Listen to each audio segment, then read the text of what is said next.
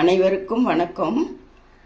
இப்போ அம்மம்மா கிச்சனில் நம்ம சிக்கன் கொத்தி வாங்கிட்டு வந்திருக்கோம். அது கைமா பண்ண போகிறோம். அந்த இது 400 கிராம் சிக்கன் கொத்தி வாங்கினது. அவன் கொஞ்சம் நல்லா கொத்தி கொடுத்துட்டான். பரவாயில்லன்னு செய்கிறேன். இது கொஞ்சம் மஞ்சத்தூள் இதெல்லாம் போட்டு நல்லா க்ளீன் பண்ணிவிட்டு தான் அதுக்கப்புறம் திருப்பி கொஞ்சம் மஞ்சத்தூள் போட்டு வச்சுருக்கேன். இதை நம்ம எப்படி செய்கிறதுன்னு பார்ப்போம். அதுக்கு தேவையான பொருட்கள் வச்சுருக்கேன். கொஞ்சம் சின்ன வெங்காயம் இடித்து வச்சுருக்கேன், பூண்டு இடித்து வச்சுருக்கேன், கருவேப்பிலை வச்சுருக்கேன், கொஞ்சம் பெரிய வெங்காயமும் வச்சுருக்கேன், கொஞ்சம் கடலைப்பருப்பு வேக வச்சு வச்சுருக்கேன், தக்காளி வச்சுருக்கேன். இப்போ நம்ம இதை எப்படி தாளிக்கிறதுன்னு பார்ப்போம். வச்சுட்டு சட்டி காஞ்சதுக்கப்புறம் இங்கே நான்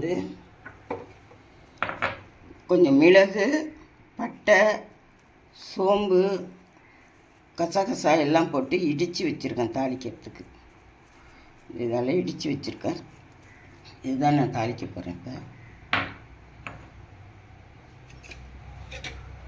கொஞ்சம் எண்ணெய் சேர்த்துக்கோங்க. சமைக்கிற எண்ணெய் எந்த எண்ணெயாக இருந்தாலும் சேர்த்துக்கோங்க. நான் இப்போ இது உதிரியாக பண்ண போகல. கொஞ்சம் தோசை சப்பாத்திக்கெலாம் சாப்பிட்ற மாதிரி, சாதத்துக்கு போட்டு சாப்பிட்ற மாதிரி கொஞ்சம் கிரேவியாக பண்ண போகிறேன்.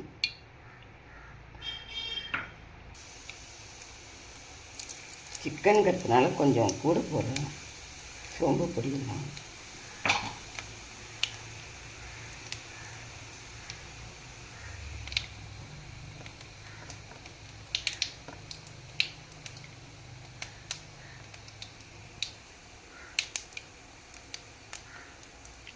கொஞ்சம் ஒரு பச்சை மிளகா பொடியாக நறுக்கி போடணும். ஒரு சின்ன பச்சை மிளகா, கொஞ்சம் கருவேப்பிலை போட்டுக்கணும்.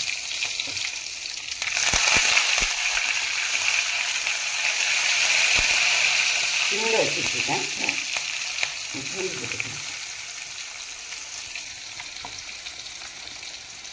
அதனால் ஒரு பூண்டு, இவ்வளோ பெரிய பூண்டு, ஒரு பூண்டு தட்டி வச்சுருக்கேன். உரலில் தட்டி வச்சுருக்கேன்.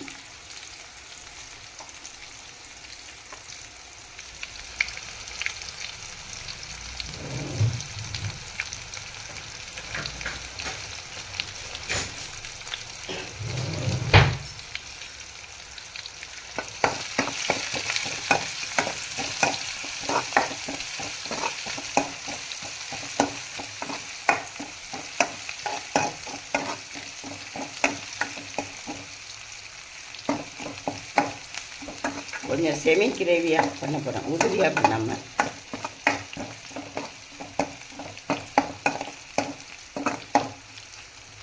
கறி கொத்தின கறி கொஞ்சம் நைஸாக கொத்தி கொண்டு வந்துட்டாங்க. அதுக்காக சின்ன வெங்காயம் ஒரு 50 கிராம் உரிச்சிட்டு இதையும் நல்லா இடிச்சுக்கணும். இந்த சின்ன வெங்காயம் எந்த சமையலில் போட்டாலும் அதுக்கு ஒரு தனி டேஸ்ட் வரும். அப்புறம்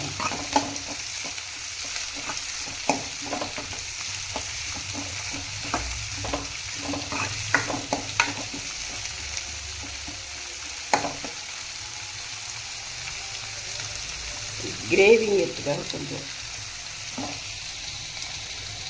பெரிய வெங்காயமும் போட்டு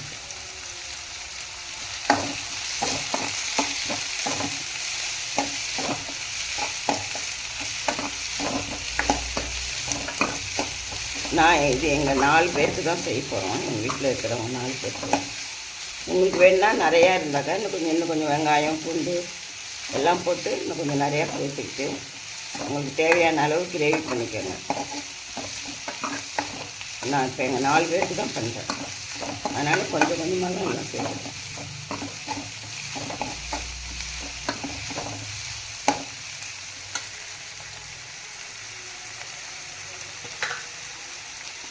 சிக்கனுங்கிறதுனால ஸ்மெல் வருங்கிறதுனால கொஞ்சோண்டு இஞ்சி பூண்டு சேர்த்துக்கிறேன்.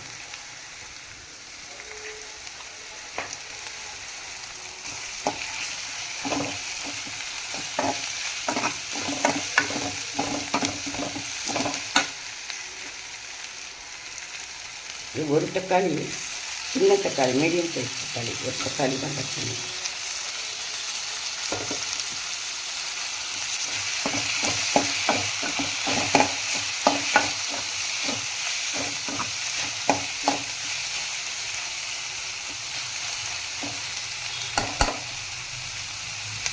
கொஞ்சம் வதங்கட்டும். இதால் ஒரு அரை மூடி தேங்காய் இதுக்கு எங்கள் 4 பேருக்கு தேவையான கிரேவிக்காக ஒரு அரை மூடி தேங்காயோட சோம்பு ஜீரகம் போட்டு அரைச்சி வச்சுருக்கேன். அதோட கொஞ்சம் டேஸ்ட்டுக்காக கசகசா, ரொம்ப போட வேண்டாம், ஸ்வீட்டாக இருக்கும், ரொம்ப போட வேண்டாம், கசகசா கொஞ்சம். இது கிரேவிக்காக ஒரு பிடிச்சபடி, இது என் கை சின்னதாக இருக்குது, என் கையால் ஒரு பிடிச்சபடி இருக்கும் போட்டு இதை நம்ம நல்லா அரைச்சிக்கலாம். அது வரைக்கும் இது கொஞ்சம் வதங்கட்டும்.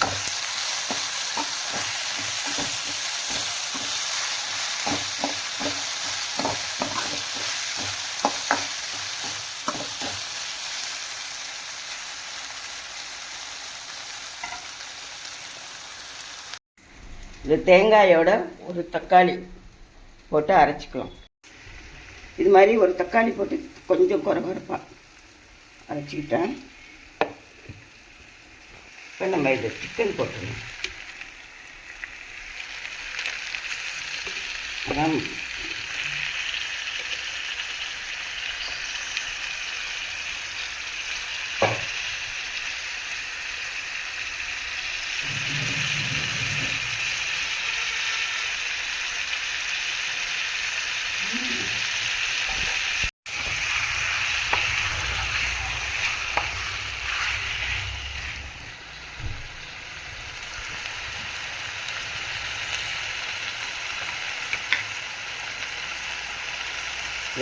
மிளகு மஞ்சத்தூள் போட்டுருவேன்.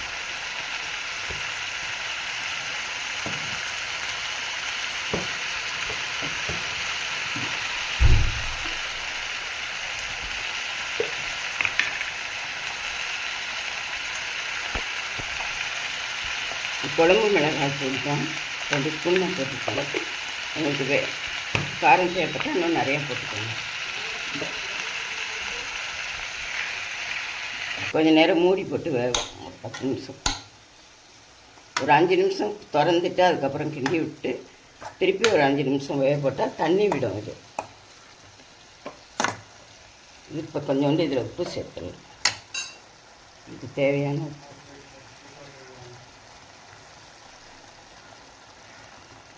பிங்க் சால்ட் 1.5 ஸ்பூன் போட்டிருக்கேன். அப்புறம் சாப்பிட்டு பார்த்துட்டு வேணா போட்டுக்கலாம்.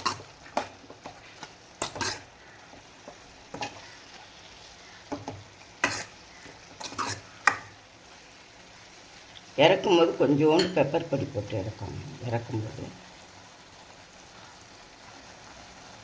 சிம்மில் வச்சு வேக விட்டுக்கலாம்.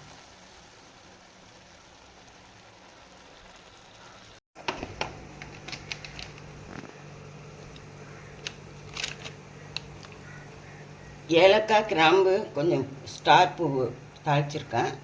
இதில் கொஞ்சோண்டு இறக்கும்போது இதை கொட்டி இறக்கிக்கணும். நிறுத்தி வைக்கும்போது இதை ஊற்றிக்கணும்.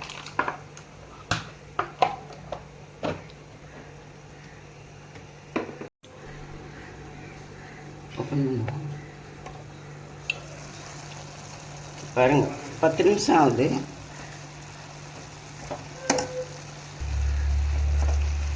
கொஞ்சம் சிக்கன் வெந்திருக்கான்னு செக் பண்ணிக்கலாம். தண்ணி விட்டுருக்கு பாருங்க.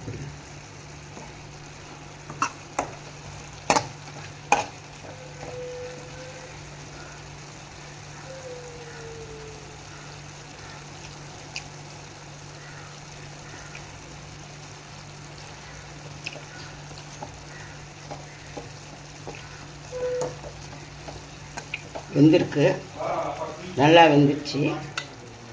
இப்போ நம்ம இதில் வந்து இந்த கடலைப்பருப்பு வேக வச்சுருக்கோம்ல,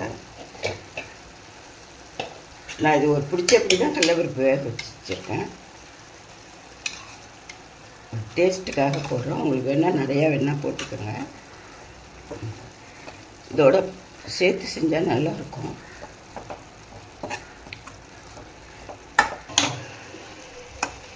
இதில் உப்பு எல்லாம் சரியாக இருக்கான்னு பார்க்கணும். நான் இதால் 1.5 ஸ்பூன் உப்பு போட்டிருக்கேன். சரியாக இருக்குது, நல்லா வெந்திருக்கு. இப்போ நம்ம இதில் அரைச்சி வச்சுருக்க தேங்காயை சேர்க்கணும். அரை மூடி தேங்காய், கொஞ்சம் ஒரு பிடிச்சபடி போட்டுக்கலாம், கொஞ்சம் கசகசா, ஒரு தக்காளி.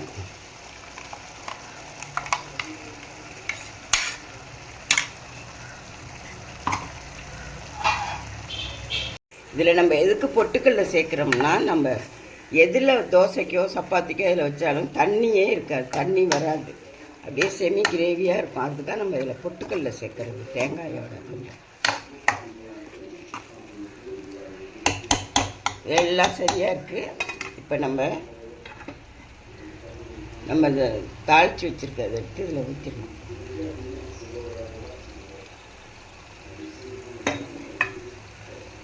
ஊற்றி அப்படியே ஒரு 5 நிமிஷம் இது வேண்டதுன்னு நிறுத்தி வச்சிடணும். 5 நிமிஷம் இருக்கட்டும் தான். இதை நம்ம எதில் வேணாலும் வச்சு சாப்பிட்லாம். சப்பாத்திக்கு சாப்பிட்லாம், ரைஸோடு சாப்பிட்லாம்.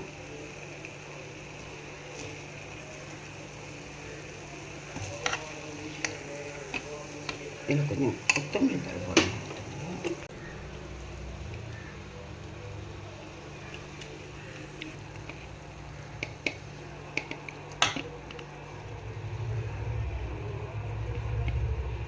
பிடிச்சிருந்தா சமைச்சு பார்த்து எப்படி இருக்குன்னு சொல்லி எனக்கு கமெண்ட் பண்ணுங்கள், ஷேர் பண்ணுங்கள், சப்ஸ்கிரைப் பண்ணுங்கள். அனைவருக்கும் வணக்கம். கண் சாப்பிட்டு பாரு, எல்லாம் நிறைய எடுத்து சாப்பிடு.